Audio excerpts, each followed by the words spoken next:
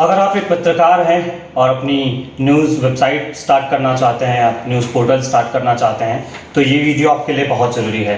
इस वक्त मैं लखनऊ के स्वास सॉफ्टटेक प्राइवेट लिमिटेड कंपनी में मौजूद हूँ। मेरे साथ कुछ खास बातचीत करने के लिए आलोक पांडे जी हैं। आलोक जी, बहुत बहुत स्वागत है आपका दिलंकाजन.com पर।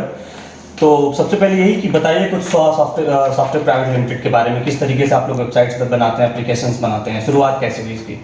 ठीक है, तो सबसे पहले हमारे दर्शकों को हमारा स्वास सॉफ्टटेक की तरफ से बहुत बहुत नमस्कार जी।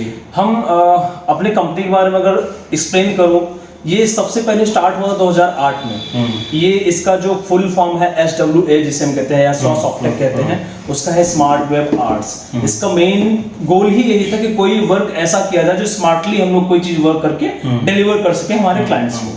तो हम लोग जनरली डील करते हैं सॉफ्टवेयर डेवलपमेंट्स या फिर एप्लीकेशन डेवलपमेंट या फिर डिजिटल मार्केटिंग, बहुत सारे सर्विसेज हैं। मैं एक करके आपको गिनाऊंगा नहीं, ये शायद हो सकता है बहुत बड़ा लिस्ट निकल के आ जाए।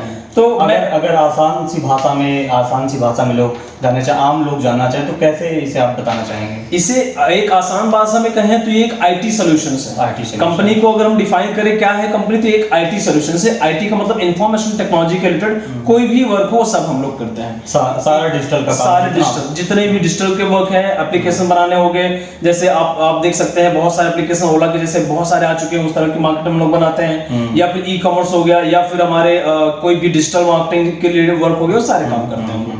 इस तरह के वर्क हम। तो मैं ये जानना चाहता हूँ क्या डिफरेंसेस हैं अदर कंपनीज में और आपकी कंपनी में? ऐसा क्या कर रहे हैं कि लोग आपसे, वैसे भी सबसे बड़ी बात यह है कि इतने कम वक्त में काफ़ी लोग आपसे जुड़ चुके हैं जो मुझे जानकारी मिली। तो ऐसा क्या आप कर रहे हैं जिससे लोग जुड़ रहे हैं, और ऐसा क्या डिफरेंस है जिससे लोग और जुड़े फ्यूचर में? देखिए, हम लोग का एक स्ट्रेटजी फॉलो करते हैं। हम लोग कोई भी एक बंदा हर फील्ड में माहिर नहीं हो सकता, ये सच है। हम लोग क्या करते हैं, हर फील्ड से किसी एक बंदे को पिक करते हैं। एग्जांपल के लिए जैसे आप न्यूज में हैं, तो मैंने एक न्यूज वाले बंदे को पिक किया जो एक्सपर्ट है अपनी चीज में, उसको हर एक चीज पता है। जैसे हम कोई भी सॉफ्टवेयर बना रहे हैं तो वो उसी कंपनी में ऑलरेडी 10 साल 15 साल एक्सपीरियंस है। हम उस बंदे को पिक करते हैं और उसका राय लेके, उसका सलाह लेके ही हम कोई भी काम करते हैं। हमने सॉफ्टवेयर बनाए, हमने बहुत सारे टेस्टिंग की उस पे। जैसे कि अगर हम कोई भी हमारा सॉफ्टवेयर लेंगे तो हमारा जनरली 8,000 से लेके 1 लाख 2 लाख, या फिर न्यूज रिपोर्टिंग की ही बात करूं, वैसे तो हमारे पास 20 22 25 तक के भी सॉफ्टवेयर बनते हैं, 25 लाख तक के भी सॉफ्टवेयर बनते हैं। बट मैं एक न्यूज रिपोर्टिंग के हिसाब से बता रहा हूं। तो इसमें क्या होता है कि सिक्योरिटी बहुत बड़ा कंसर्न होता है। जब तक आपके पास ट्रैफिक बहुत कम है, आपने स्टार्ट किया, स्टार्टअप के लिए ठीक है, मैंने आपको 10,000 से 15,000 की वेबसाइट बना के दे दी, ठीक है। क्या होगा आपके पास जब 15,000 से 20,000 के यूजर्स आ जाते हैं, 10-15,000 का सर्वर भी नहीं होता है उतने यूजर्स के लिए। तो जो आजकल की जो कंपनीज है 3,000 में आपको वेबसाइट बना के तो दे रही है, लेकिन वो ये गारंटी नहीं लेते हैं कि कितने यूजर्स ये लोग बेयर करेंगे या फिर सिक्योरिटी के लिए क्या प्रॉब्लम से लोग बेयर कर सकते हैं। आलोक जी, मार्केट में जो सबसे बड़ी प्रॉब्लम है, जैसे हम हो गए या फिर और भी जो जर्नलिस्ट हो गए जो नया स्टार्टअप कर रहे हैं, जब वो अपनी वेबसाइट बनवाने चाहते हैं तो बहुत सा जगह एड्स चल रहे हैं कि अपनी वेबसाइट बनवाएं 2,999 रुपये में, 1,999 रुपये में, और बहुत लोग ऐसे झांसे में आ भी जाते हैं। फिर वो वेबसाइट ना तो मोनेटाइज हो पाता है, मोनेटाइज होने के बाद ज़्यादा देर चल नहीं पाता है, पता चलता है किसी ने हैक कर लिया उसे। तो ये तमाम प्रॉब्लम्स आ रही है और लोगों को लगता है यार कि ये न्यूज़ वेबसाइट्स वाले सब धोखेबाज होते हैं। तो आप थोड़ा प्रकाश डालिए इस पे। सबसे अच्छा एग्जांपल है, रिसेंटली गवर्नमेंट ने एक रूल लगाया है कॉलेजेस के लिए कि कोई एक साइट होना कंपलसरी है अभी रिसेंटली।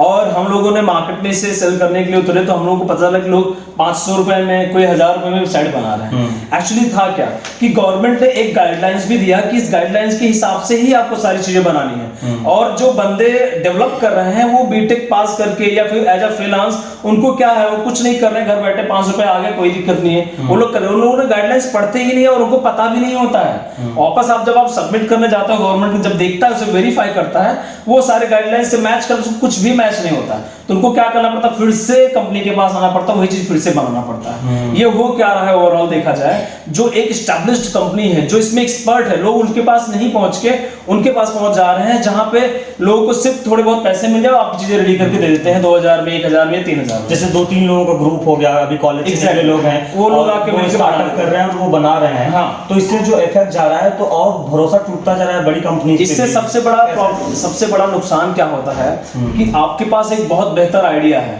बट आप शुरुआत में क्या सोचेंगे, हम कम से कम फंड लगाएं, और आपने ऐसे बंदे के पास पहुंच गए जिसको इसके बारे में एक्सपर्टाइज है ही नहीं, तो वो आपके लिए क्या बना के देगा, वही बना के देगा, राइट। आपको 3,000 की साइट दिया, आप खुश हो कि आपको 3,000 मिल रहा है, बट एक्चुअली क्या हो रहा है, आपके जितनी भी आइडियाज है वो सब के सब धरे के धरे रह जाएंगे, क्योंकि उस पर इंप्लीमेंट चल ही नहीं पाएंगे। आप किसी भी एप्लीकेशन की बात करो, जैसे कि एग्जांपल के लिए हम एक ओला जैसे किसी एप्लीकेशन की बात करते हैं, आपने इतना बढ़िया कंसेप्ट सोचा, उसमें नई नई चीजें डाली और आप ऐसे बंदे के पास चले गए जो सही से डिलीवर नहीं कर सकता है, तो आपके सारे आइडियाज तो वेस्ट चले गए, आपका टाइम वेस्ट हुआ, सारी चीज वेस्ट हुआ, वो बाद में वो सारी चीजें उनके धरी के धरी रह जाते हैं और लोग बना भी नहीं पाते।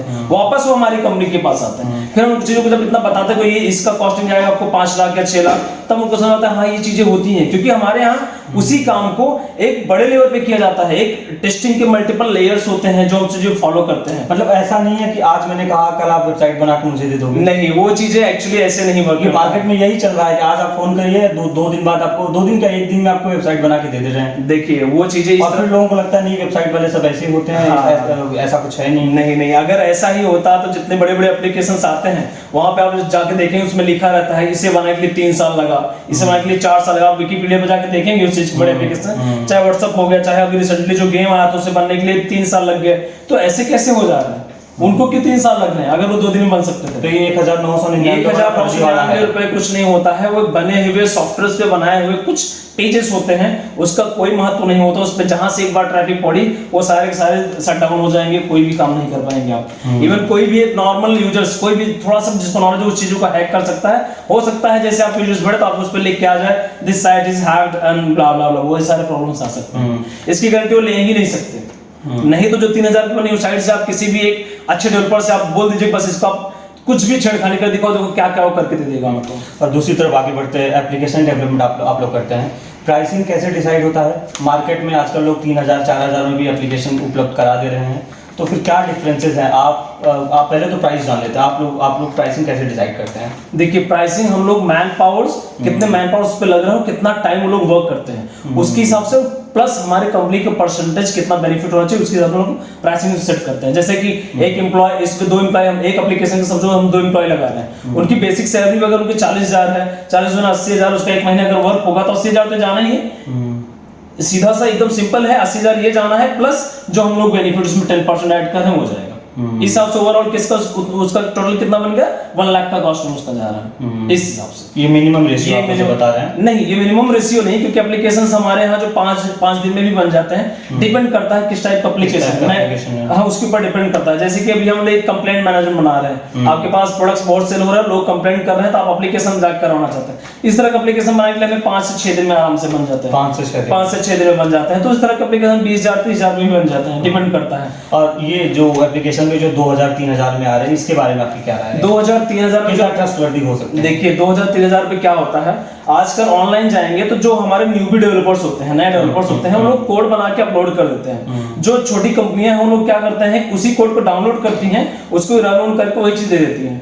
पहली चीज तो हमें उसका ट्रस्ट नहीं जिसने वो अपलोड किया है, उसमें ऑलरेडी बहुत सारे फ्लॉज था, वो लोगों ने उसको वहां से अपलोड किया, फिर इसने वही चीज परचेस करके नया बना के दे दिया। निश्चित तौर पे अब ये सारे प्रॉब्लम्स उसमें फेस करने। मैं ये जानना चाहता हूँ, मान लीजिए एक एप्लीकेशन बनवाना है, वेबसाइट बनवानी है, ई-कॉमर्स का कोई काम हो गया, डिजिटल का कोई भी काम हो गया, तो एक प्रोजेक्ट पे कितने लोग लगते हैं, या फिर ये अकेले का काम है कि अकेले किसी ने डिजाइन किया, किसी ने बना के दे दिया? देखिए सॉफ्टवेयर ऐसी चीज है कि अकेले कोई कुछ कर भी नहीं सकता है। ये ऐसा फील्ड है कि आप हर एक फील्ड में नहीं बोलूंगा, आप जैसे हम बात करें एप्लीकेशन डेवलपमेंट, उससे भी स्पेसिफिक एक्सपर्ट्स होते हैं। फ्रंट एंड डेवलप कोई और करेगा, यानी ग्राफिक्स वाला डेवलपमेंट कोई और करेगा, बैक एंड लॉजिक वाला डेवलपमेंट कोई और करेगा। तो हर समय मिनिमम 3 डेवलपर्स लगते हैं हर चीज। 3 डेवलपर्स मिनिमम। ट्रस्ट कैसे करते हैं लोग आप पे, या फिर डिजिटल की या फिर आईटी की जो कंपनीज हैं? इसका रीजन ये है कि हम लोग क्लाइंट को डिलीवर करने के पहले उसके साथ बैठ के एज वेल एज हम खुद मल्टीपल टेस्टिंग करते हैं क्लाइंट के साथ, चाहे वो हम लोग लोड बर्डन। ऐसा नहीं कि फोन पे किसी ने कहा बना के दे दीजिए, मैं आपको पैसा ट्रांसफर कर दे रहा हूं, आपने बना के दे दिया। ये शुरुआती दौर में ऐसा ही होता है, क्योंकि क्लाइंट्स हैं उनके पास टाइम नहीं है। हम जब डिलीवर कर लेते हैं, ये तब का प्रोसेस है कि हम लोग खुद टेस्ट करते हैं। क्लाइंट पास टाइम नहीं तो हम लोग खुद टेस्ट करके डिलीवर कर देते हैं, अगर उनके पास इनफ टाइम है तो वो भी टाइम देते हैं मिलकर टेस्टिंग। लेकिन स्टार्टिंग में ऐसे ही होता है, कॉल किए,